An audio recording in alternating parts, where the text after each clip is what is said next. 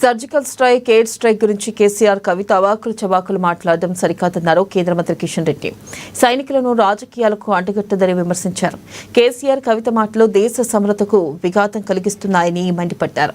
ఇక హిమాయత్ నగర్లో community hall పనులను పరిశీలించిన ఆయన నగరంలోని పాత బస్తీలో మౌలిక సదుపాయాలకు నిధులు కేటాయించాలని కిషన్ రెడ్డి కోరారు. అనంతరం గాంధీనగర్లో 1.29 కోట్ల అభివృద్ధి పనులకు శంకుస్థాపనలు చేశారు కేంద్ర మంత్రి కిషన్ రెడ్డి. నిధుల కొరత లేకుండా చూడాల్సినటువంటి అవసరం. ఎవరైతే కార్పొరేటర్స్ ఉన్నారో కార్పొరేటర్స్ కూడా పూర్తి అధికారాలు ఇచ్చి వాళ్ళకు కూడా నిధులు మంజూరు చేయాల్సిన అవసరం. టీఆర్ఎస్ పార్టీ గతంలో అధికారంలో ఉన్నప్పుడు కూడా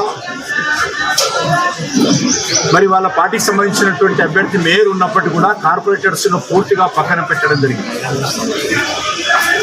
ఎమ్మెల్యేలతోటే నిధులు కేటాయించేటువంటి మరి కార్పొరేటర్స్ను మరి ఏ రకంగా కూడా ప్రాధాన్యత ఇవ్వకుండా నిర్లక్ష్యం చేయడం జరిగింది. కాంగ్రెస్ పార్టీ వచ్చిన తర్వాత కూడా వాళ్ళకి ఎమ్మెల్యేలు లేరు, హైదరాబాద్లో కార్పొరేటర్స్ లేరు. మరింతగా వాళ్ళు ఈ హైదరాబాద్ నగరాన్ని నిర్లక్ష్యం చేస్తూ ఉన్నారు. నేను ముఖ్యమంత్రి గారిని కోరేది ఒకటి, అందాల పోటీలతో హైదరాబాద్ అభివృద్ధి జరగదు. అందాల పోటీలతో పాటు కూడా ఈరోజు బస్తీలలో, కాలనీలలో, మురికివాడల్లో ప్రజల యొక్క పౌర సమస్యలను మెరుగుపరచాల్సిన అవసరం ఉంది. సివిల్ అమ్యూనిటీస్ పెంచాల్సినటువంటి అవసరం ఉంది. ఈరోజు హైదరాబాద్లో తెలంగాణ రాష్ట్రానికి సంబంధించి నేను గతంలో కూడా అనేక సార్లు చెప్పడం జరిగింది.